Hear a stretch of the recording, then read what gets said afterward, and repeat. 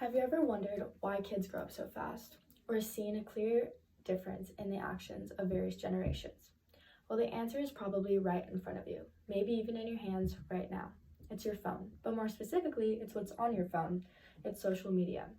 Social media's intent isn't to make one grow up faster, but it is the price a child is going to pay if they're exposed to it at an early age. Although many view social media as an innocent source of entertainment, it's actually a dangerous weapon. Today, I will persuade you to see why children should not be exposed to social media at a young age by expressing the physical and mental dangers tied to it, as well as providing possible solutions to this problem. As someone who has social media, such as Instagram and Snapchat, I have an inside perspective on this topic. By listening to this speech, you will be able to understand the power social media has on society, especially within the younger generation, and the importance of putting an end to the harmful effects that it brings. In doing so, I will expand on how children are put at risk when being exposed to social media, the policies attempted to reduce the dangers of media on children, and lastly, a probable solution that lies in the hands of one's guardian. Now that I've briefly covered what I will talk about today, let's get right into my first point. Children are constantly being put at risk mentally and physically when using social media at a young age because they are easy targets of influence and for predators. At a young age, children are at an easily influential state, so they can be harmed by the media as it projects social comparisons, cyberbullying, and decreases person-to-person interactions. One finding by First Degree Parenting suggests that children spending more than 3 hours a day on social media are twice as likely to suffer from poor mental health because their immersion in a virtual world delays their emotional and social development. Social media also influences an addiction that disrupts other activities such as schoolwork, sports, studying, and other productive routines. Children end up wasting a substantial amount of their time every day, resulting in poor grades and negative moods. In addition, children are placed at a higher risk due to them being easy targets for predators to communicate with. FBI stats show that more than 50% of victims of online sexual exploitation are 12 to 15-year-olds, and 89% of all sexual advances towards children take place in internet chat rooms or through instant messaging, reported by Victoria Kemp. Internet predators are predators that groom.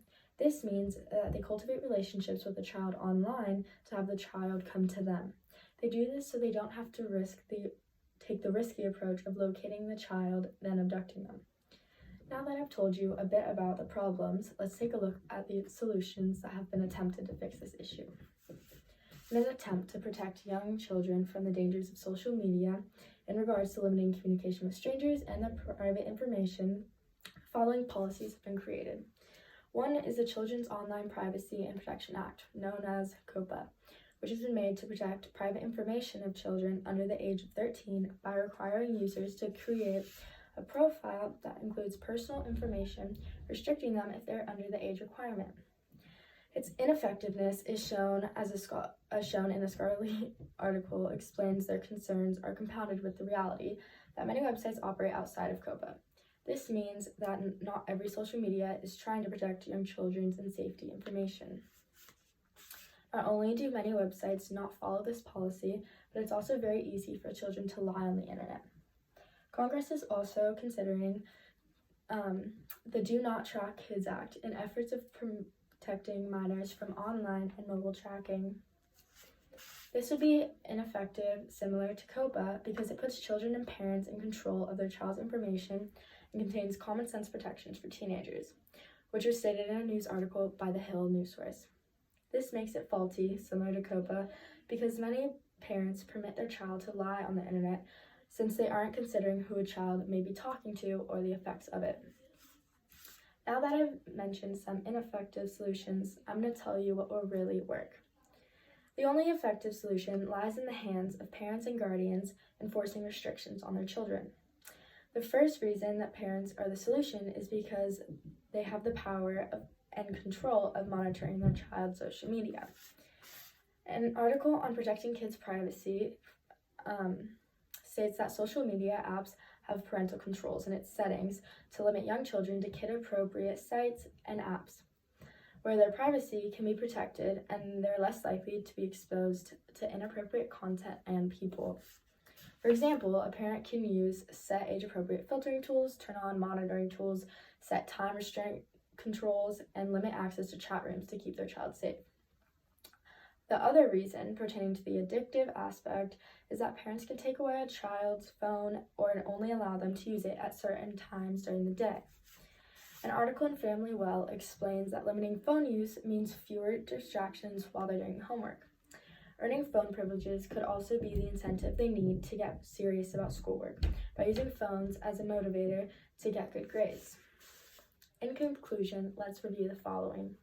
I've presented this information to persuade to you why children should not be exposed to social media at a young age because of the physical and mental dangers it comes with, as well as explain the solutions that can help with this issue. The purpose of this speech was to express how children are put at risk when exposed to social media, policies attempted to reduce the dangers of social media on children, and lastly, a probable solution lying in the hands of one's guardian. Now that you can see how social media has impacted the younger generation, influencing them to grow up faster, it's time to be more cautious when dealing with media and privacy, because no one deserves to be robbed of their childhood.